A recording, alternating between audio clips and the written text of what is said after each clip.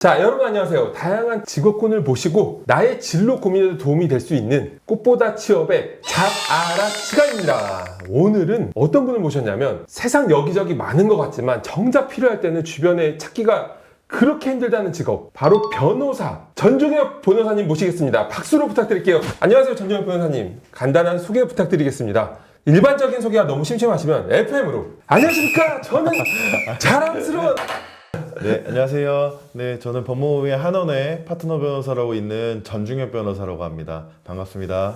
자, 잘 들었습니다. 오늘 변호사님이 계신 법무법인이 어떤 곳이고 어떤 일들을 주로 하고 계신지 좀 들어볼 수 있을까요? 네, 저희 법무법인은요, 30명 정도의 변호사들이 모여 있고 지금도 열심히 일하고 있는 로펌이고요. 주로 기업 법무 그리고 형사를 포함한 송무 업무를 주로 담당하고 있습니다. 혹시 변호사님 사무실이 어느 쪽에?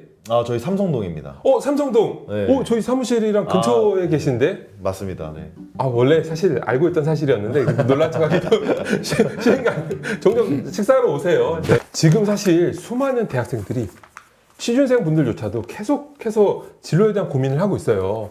이제 그런 고민을 하고 있는 친구들에게 도움이 될 것 같은데, 변호사님도 혹시 어릴 때부터 계속 변호사를 꿈꾸셨나요? 아니에요. 처음에는 저는 원래 방송 PD가 원래 꿈이었어요. 근데 이제 어느 순간부터 제가 뭔가 약간 사업적인 일을 해보고 싶다. 그런데 또 성격상 약간 리스크를 많이 부담하고 싶지는 않던 성격이거든요. 그래서 이 리스크도 좀 줄이면서 사업적인 일이 뭐가 있을까? 라고 생각했을 때 변호사가 맞는 것 같아서 그때부터 좀 준비를 했던 것 같습니다. 어때 해보시니까 실제로 리스크가 많이 없으신가요? 생각보다는 리스크 부담이 굉장히 좀 클 수도 있는데 그래도 뭐 다른 사업에 비해서는 당연히 리스크가 좀 적다고 생각합니다. 자, 근데 여기가 취업 채널이잖아요. 변호사님도 혹시 취업 준비하고 그런 고민하셨던 적 있으실까요? 당연히 있죠. 네, 당연히 있고 사실은 제가 대표님, 강원 대표님을 처음 만나게 된 계기가 학교에서 자소서 특강을 하셨었어요. 그게 한 12년 전인가요? 너무 까마득한데 그래도 아직도 생생하게 기억나요. 그때 당시에 이제 자소서 특강을 오셔가지고 특강을 마치고 이제 학생들에게 식사를 하자. 뭐 하고 싶은 사람은 알아서 어디 장소로 와라 하셔가지고 이제 저랑 친구들이 몇 명 갔는데 생각보다 너무 많은 사람들이 있었던 거예요. 한 10명 넘게. 내 지갑.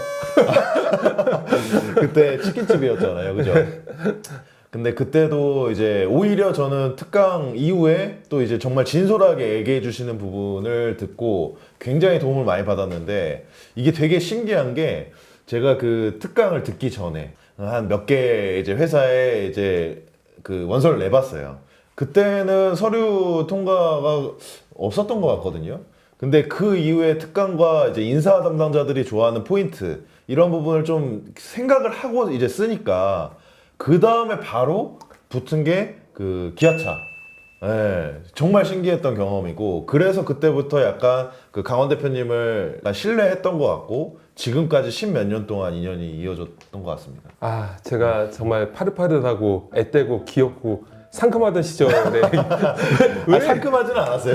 왜 저도 유치원도 나오고 초등학교도 나오고 되게 귀엽고 그랬어요. 어릴 때 저희 할머니가 저한테 깎아놓은 밤처럼 귀엽다고 그랬어요. 자, 이거는 저도 혼자만의 생각입니다. 저도 그런 시절이 있었고, 변호사님이 생각하시기에 변호사라는 직업의 장점과 단점이 뭐가 있을까요? 제가 생각하기에는 저도 이제 법학 전공으로서 한때는 꿈꿔왔지 않았습니다. 안 꿈꿨어요. 저는 변호사 되고 싶지 않았고 하나도 안 부러워. 자, 아무튼 그런 입장에서 저는 사실 변호사분들을 보면은 뭔가 좀 간지난다? 그런 거 있잖아요. 혹시 뭐 어떤 모임 같은 거 할 때 뭐 하는 분이세요? 라고 누가 물어보면 되게 말할까 말까 되게 미안해하면서 제가 이런 사람이 이게 너무 멋있어 보이는 거예요. 그래서 혹시 그런 장단점 같은 게 있으면 들어볼 수 있을까요?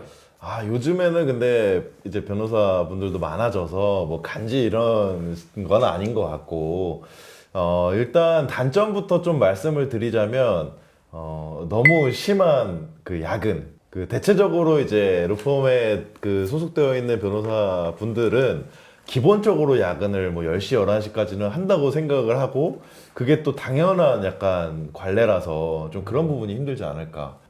그리고 장점을 얘기하자면 어떻게 보면 좀 독립적이죠, 업무 수행이. 이제 예를 들어서 뭐 물론 로펌에 들어가면 뭐 상사도 있고 하겠지만 그래도 기본적으로 자기 사건 담당은 좀 독립적으로 하는 업무. 예, 그리고 이제 미래에 대해서 이제 어차피 이 길로 들어섰으니까 이거를 하면 되는 거거든요. 사실 그런 거에 대한 고민이 이제 회사원분들보다는 조금은 적지 않을까라는 게 장점인 것 같습니다. 저도 사실 그 얘기에 공감을 많이 하는 게 이 독립적이라는 게 정말 업무 만족도에 굉장히 중요해요. 아무리 큰 조직에 들어가도 내가 뭘 하는지 몰라.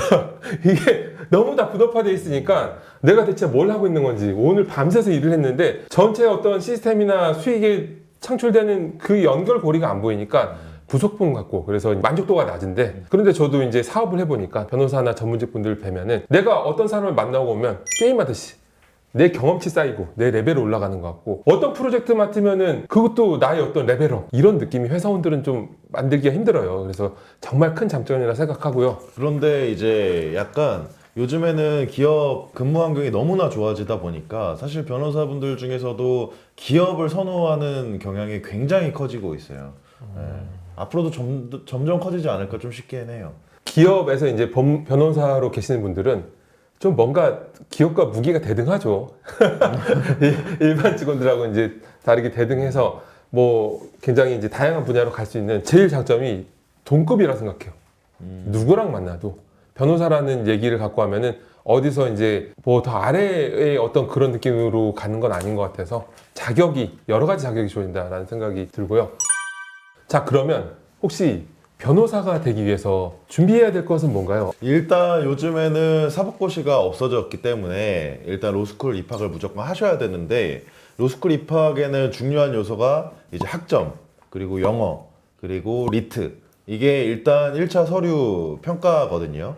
그래서 사실은 대학교 재학 중이신 분들은 학점 관리를 정말 철저히 해 놓으셔야 되고 굉장히 많은 로스쿨 교수님들 중에서는 학점을 성실성의 지표로 보시는 경우도 있기 때문에 학점 관리를 잘 하셔야 되고 영어 점수도 미리미리 근데 이게 요즘에도 2년 유효기간인가요? 맞아요. 2년이에요. 그러면은 뭐 1학년 때부터 막 영어 시험을 준비하실 필요는 없는 것 같고 이제 정말로 로스쿨 지원하시기 전에 한 1년 전 뭐 그 안팎에서 열심히 반짝 그거는 하시는 게 좋을 것 같고 그 다음에 리트 이거는 뭐 사실은 리트에 대한 공부법은 뭐 제가 여기서 설명드리긴 좀 애매한 것 같고 요 세 가지를 먼저 준비하시고 다만 근데 이제 학교를 이미 졸업하셨다 내 학점을 돌릴 수가 없다 이런 분들도 계시잖아요.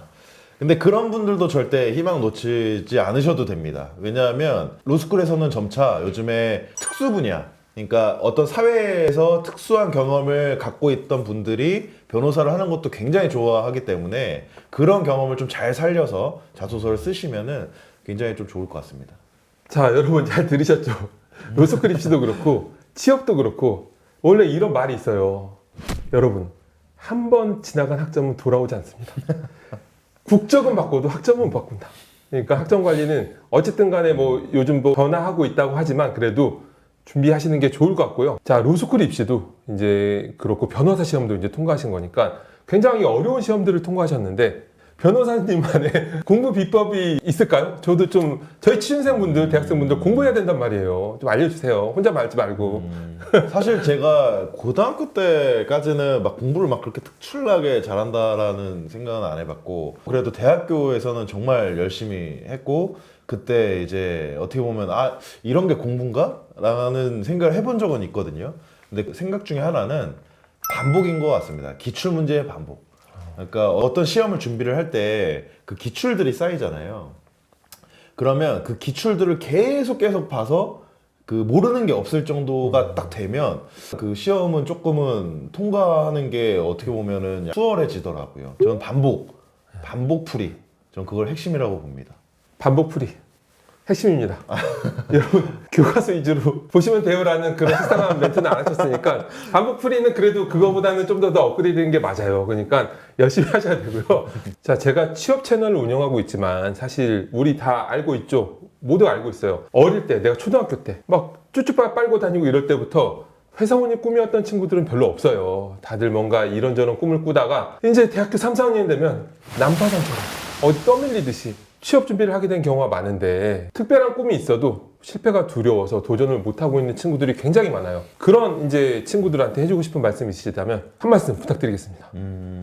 똑같은 말처럼 들릴 수는 있겠지만 이게 지나고 보면 알잖아요. 결국에 모든 게.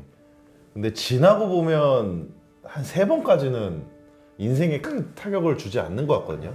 물론 사람마다 상황은 좀 다를 수 있겠지만 보통의 기준으로 3번까지는 인생에서 큰 시련이나 뭐 실패는 아니니까 저는 근데 또 무한정으로 계속 도전하는 건 너무 또 낭비라고 생각해요. 그래서 항상 저는 3번 그냥 죽기 살기를 해보자. 그래서 안 되면 어쩔 수 없고 3번 해봐서 되면은 좋고 저는 약간 항상 이렇게 생각을 하거든요. 그래서 이거 보시는 구독자 분들께서도 모든 일 하실 때 딱 3번 죽기 살기로 한번 해보자 라는 마음 해보시면 되게 마음이 편안해집니다. 3세판 그쵸? 일단은 말씀해 주시는 게 도전은 하되 어느 정도의 한계는 설정해 놓고 이제 그 이상 미련 없이 후련하게 내가 진짜 죽으림 다 해봤어 라는 정도로 열정 쏟아붓고 그 뒤에 이제 안 된다 싶으면 현실을 찾아가자. 되게 좋은 말씀이신 것 같아요. 저도 여러 가지 수많은 실패를 해본 실패 전문가인데 변호사님 말씀을 진작에 들었어야 되는데 왜 이제 나타났어? 뭐 성공하셨으니까. 자, 또 궁금한 게 있는 게 아무래도 저희 채널을 보시는 분들이 20대의 취준생 분들, 대학생 분들이 많다 보니까 변호사님이 혹시 20대 분들이 의뢰를 했다면 주로 어떤 의뢰들이 들어오고 혹시 시청자분들이 조심하셔야 될 만한 뭐 그런 게 있을까요? 요즘에 제가 가장 좀 신기했던 게 저 20대에는 이제 창업을 하는 분들이 별로 없었거든요. 근데 요즘 20대 분들이 굉장히 스타트업에 대한 관심이 많아요. 그래서 그 이제 어떠한 사업을 준비할 때 관련된 법적 절차들 그리고 특히 이제 계약서. 근데 또 이상하게 계약서를 많이 안 쓰세요. 이게 계약서의 중요성을 이제 중학교 때나 고등학교 때나 계약서를 우리가 흔치 써보지는 않잖아요. 예. 그러다 보니까 이게 20대 분들이 계약서에 대한 중요성을 크게 생각하지 않고 좋은 게 좋은 거지. 사람 좋으니까 우리 뭐 같이 하자. 뭐 이러시는데 나중에 회사가 커지게 되면 이게 꼭 발목을 잡습니다.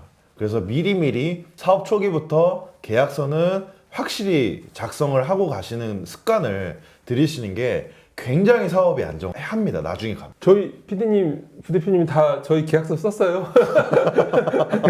그래서 쓰고 하는 거예요, 그렇죠? 쓰신 거 맞죠? 아, 쓰신 거 근데 되게 중요한 말씀 해주셨어요. 왜냐하면 이제 그런 얘기 있잖아요. 변호사 비용을 아끼면 이제 나중에 더 큰 대가를 지불해야 되는 경우가 많은데 뭐 하나하나 이제 법적인 문제가 생길 만한 비즈니스 영역이 조금이라도 들어가 있다면 한번 검토를 받아보고 하는 게 좋다고 생각 들고요. 사실 여러분 이거 들리는 소문에 의하면은 변호사님이 수익이 어마어마하시대요.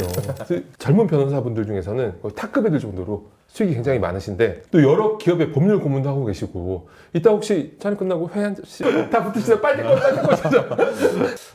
일단은 저는 항상 이제 인연을 소중하게 생각을 하거든요. 근데 이제 한번 저한테 의뢰를 주신 고객들에 대해서는 놓치지 않겠다라는 좀 마음으로 일을 하고 있고 그러다 보니까 그분들이 소개도 많이 시켜주시고 그게 확장이 좀 되고 계속해서 맡겨주시니까 그래도 조금은 괜찮지 않나 네, 이런 생각을 좀 하고 있습니다. 네. 굉장히 겸손한 멘트. 제가 얼마 버는지 알고 있는데 이제 겸손한 멘트로 이제 맛있게 얻어먹고 여러분들도 이제 채널 같은 데서 DM 같은 거 보내셔서 돈 빌려달라고 하시고 이제 그런 저한테 돈 빌렸다가 안 갚으시면 바로 고소합니다. 자, 저도 이제 여러분들도 그렇고 특히 뭐 변호사까지는 겪을 일이 아직 없으셨어도 병원이나 이런 의사분들만 봬도 전문직 분들이 제일 감사하고 정말 잘 일을 해주셨다라는 느낌이 들 때는 내 일인데 마치 자기 일처럼 신경 써서 그렇게 해주는 느낌이 들 때, 뭐 치과 갔는데 막 썩지도 않은 거 다 때려 부수고 이런 사람들도 많잖아요. 근데 정말 내 일처럼 가족 일처럼 해주는 느낌이 들 때 정말 많은 감동을 받게 되고 신뢰하게 되는데 사실 여기 계신 전종혁 변호사님께 제가 주변 분들이 법률적으로 필요한 부분들이 있어서 이제 도움을 부탁드렸어요. 그런데 다들 와 이렇게까지 해준다고 싶을 정도로 정말 치열하게 여러 가지 논리를 펼치면서 공방전을 벌이면서 의뢰인분들한테 유리하게 해주셨는데 정말 감사해하고 있습니다. 그리고 특히 다양한 기업의 수백 건 이상의 계약서 검토를 해주고 계시다고 들었는데 이러한 계약서 검토에 관한 변호사님이 느꼈던 팁이나 어떤 노하우 같은 게 있을까요? 아까도 말씀드렸듯이 이제 계약서는 생각보다 굉장히 중요합니다.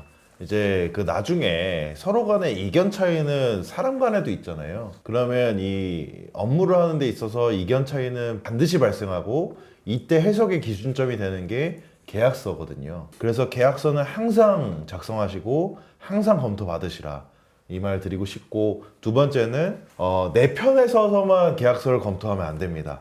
이게 저도 처음 일 시작할 때는 좀 놓쳤던 부분인데, 우리가 생각하면 계약서라는 건 우리 편에서 작성을 해야 되는 게 맞잖아요. 근데 우리 편에서만 서서 작성을 하면 계약이 깨집니다. 그러니까 예를 들어서 갑을 관계가 있잖아요, 항상. 예. 갑의 위치에서 내가 유리하게만 막 푸시를 하면 의뢰 이거 나한테 너무 불리한데? 이러면서 계약을 안 합니다. 근데 또 의뢰 입장에서 자기가 어떻게 보면 약자니까 막 자기 입장에서 유리한 걸 막 요구를 해요. 그러면 갑의 입장에서는 이거 안 해. 이렇게 됩니다. 그러니까 적절히 갑의 위치에 따라서 내가 반드시 취해야 될 건 취하고 좀 줘야 될 거는 상대방한테 주고, 이런 과정이 계약서의 검토의 진짜 의미거든요. 이런 부분을 한번 생각을 하셔가지고 계약서를 작성하실 때 상호 적절하게 이제 좀 조절을 해서 작성하시면 굉장히 좋습니다. 아르바이트를 하더라도 이제 계약서가 있으니까 이제 어떤 관점에서 봐야 될지 여러분들한테 도움되는 얘기를 해주셨고요. 사실 이제 이미 금전적으로는 더 이상 얼만큼 더 목표가 있겠어 싶을 정도로 많이 절대 아닙니다, 여러분. 오해입니다. 많이 벌고 계신데 돈 빌려줘. 자, 이런 상황 속에서 이제 사업적인 부분이 아니라 다른 부분에서 변호사님의 어떤 삶의 목표 같은 게 있을까요? 저는 개업 초기에는 많이 수임하고 싶고 막 돈을 쫓고 당연히 이런 마음도 들었죠, 사실은. 근데 이게 이제 막 한 몇 년이 또 지나고 하다 보니까 드는 생각은 이제 사람 자체가 좋아요. 그러니까 근데 그게 또 저한테 업무에 도움이 돼요. 그냥 진심으로 사람을 좋아하니까 그게 결국에 제 어떻게 보면은 아는 분들 자산이 되고 또 거기서 파생되는 업무도 많고 하다 보니까, 그래서 제가 요즘에 생각하는 목표가 생겼어요. 더 많은 사람들을 나와 교류하자. 그리고 끝까지 가야겠다. 저 이런 요즘 목표가 생겨서 근데 이게 사실은 업무에도 통용이 되는 것 같아요.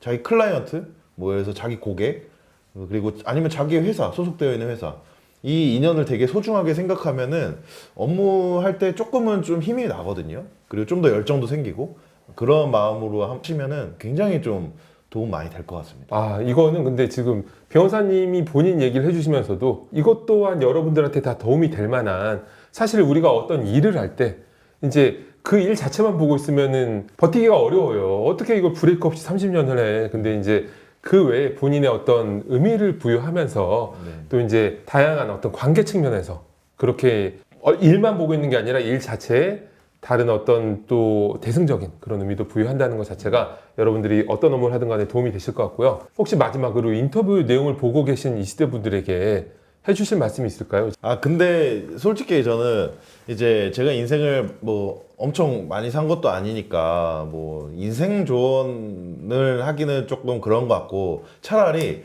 최근에 제가 그 어쏘 변호사 분을 채용을 했거든요. 근데 제가 거기서 느낀 점이, 만약에 한번 채용자 입장에서 느꼈던 점을 말씀드리는 게, 요걸 또 채널을 구독해 주시는 주로 관심자들이 주로 이제 취업 준비들 하시는 분들이시니까 굉장히 도움 될 것 같아요. 왜냐하면 저는 인생에서 어떻게 보면 채용자 입장에서 자기소개서를 받아보고 면접을 해봤던 적은 정말 처음이거든요. 제가 단독으로 이렇게 딱 해보는 걸, 모든 과정을. 와, 진짜 충격을 먹은 게 하나 있습니다. 어떤 일이 있나요? 자기소개서에서 사람이 보입니다. 맞아요. 저희가 얘기한 게 이거 어떻게 저희끼리 대사 맞춘 게 아니라 저희가 이건 진짜 늘 매일 얘기하는 건데, 맞아요. 사람이 보여요. 자기소개서는 사람이 보여야 돼요. 저는 진짜 신기했습니다. 이 경험이. 제가 솔직히 저는 항상 지원자의 입장이었잖아요. 자소서로 어떻게 알아, 사람을. 자소서로 이게 평가가 돼? 물론 그럴 수도 있겠죠. 예, 그 사람을 다 보진 못하겠죠. 근데 기업이 원하는, 혹시 채용자가 원하는 상이 있다면 무조건 자소서로 보입니다. 그래서 저도 이 채널을 좀 자주 이렇게 재밌어서 보고 있는데, 근데 이제 기업마다 원하는 상이 있잖아요. 그리고 채용자마다 원하는 상이 있고, 저도 제가 뽑을 때 미리 생각해둔 채용자 원하는 상이 있었거든요. 그거에 맞는 분들이 있어요. 네. 그러니까 이게 기업 채용자 입장에서 이런 게 팁이다, 이런 게 약간 포인트다 하는 걸 정말 잘 반영을 자소서에 해주시면 당연히 합격률은 올라간다고 저는 그렇게 지금 요즘 생각하고 있습니다. 저 사실 지금 말씀해 주신 거 보고 굉장히 놀란 게 저희끼리 이 부분에 대해서 얘기를 해본 적이 없거든요. 근데 여러분 정말 자소서는 내가 어떤 사람인지 보여줘야 돼요. 이력서에 이미 내 스펙, 어떤 경험이 있는지 다 적혀 있잖아요. 자소서는 정말 내가 같이 일하기 좋은 사람이다라는 걸 보여줘야 돼서, 그래서 여러분들이 설명문식으로 적는 게 아니라 스토리텔링을 넣어줘야 돼요. 나의 캐릭터, 에너지, 역량을 넣어줘야 되는 거고요. 정말 좋은 말씀 해주셨고. 그럼 면접 대비도 하시나요? 면접 대비 하고 있습니다. 혹시 그러세요? 제가 면접 어떻게 또 면접을 하다 보면 또 이게 마음은 안 그런데 사람마다 이제 말투나 이런 제스처 이런 게 굉장히 그 사람의 본심과 다르게 보이는 경우가 있더라고요. 그래서 그걸 꼭 면접 보시기 전에 한번 그 전문가한테 한번 코칭을 한번 꼭 받아보시길 바랍니다. 전문가. 자, 오늘 저희 전종엽 변호사님 너무 좋은 말씀 많이 해주셨고, 일단 저는 사실 이 채널 자체가 오늘 처음이에요. 자바라 이게 처음인데, 변호사라는 직업에 대해서 여러분들이 또 여러 가지 생각을 할 수 있게끔 한 건데, 말씀을 하시면서 변호사 외에도 다른 꿈을 꾸는 친구들한테도 굉장히 도움이 되게끔, 삶의 인사이트가 생기게끔 이렇게 말씀해 주신 멋진 거 맞죠? 너무 멋진 저희 변호사님께 박수 한번 크게 부탁드리겠습니다. 그러면 저희 마무리하면서 제 변호사님이 20대 분들에게 응원하는 뭔가 짧고 굵고 임팩트 있는 메시지 하나 들으면서 저희 함께 이렇게 마무리하도록 할게요. 지금 20대 분들, 이걸 보고 계시는 분들 아마도 미래에 대한 고민이 굉장히 많은 상황일 거라고 짐작이 됩니다. 그런데 그냥 미래 걱정하지 마시고 지금 이 순간 한번 그냥 그거에만 집중해 보세요. 그러면 마음이 굉장히 편안해집니다. 모두 화이팅입니다. 자, 하나, 둘, 셋, 화이팅! 화이팅!